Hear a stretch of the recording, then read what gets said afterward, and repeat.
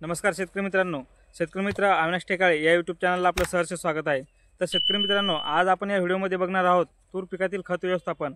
आपल्याला कोणते खत या तूर पिकामध्ये वापरायचे आहेत आणि आता आपल्या पिकाची कोणती स्टेज आहे मी तुम्हाला या व्हिडिओमध्ये सांगणार आहे।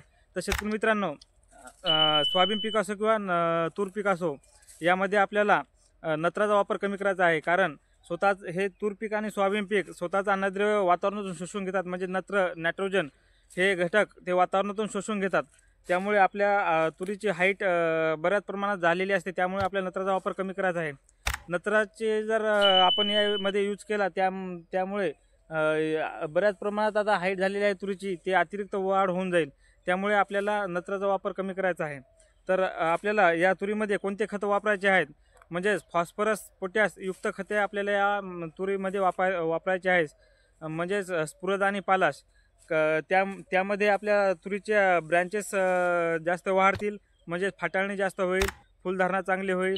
त्यामध्ये आपल्या शेंगा धरल्यानंतर भरण्याचं चांगलं काम करेल। त्यामध्ये आपल्याला सल्फरसुद्धा वापरायचं आहे। तर शेतकरी मित्रांनो, आपल्याला कोणते खत वापरायचे आहेत यामध्ये, तर आपल्याला 10-26-26 एकरी एक बॅग घेऊ शकतो।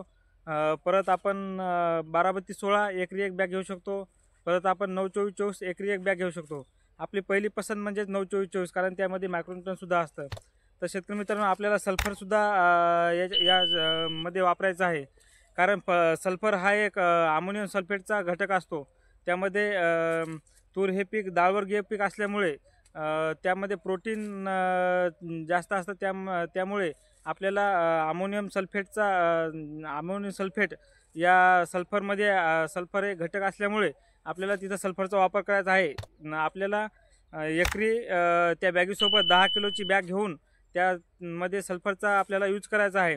तर शेतकरी मित्रांनो, शेतकरी मित्र अविनाश टेकाळे या यूट्यूब चॅनलला तुम्ही नवीन असाल तर सबस्क्राईब करा, जेणेकरून तुमच्यापर्यंत नवनवीन व्हिडिओ येत राहतील। धन्यवाद।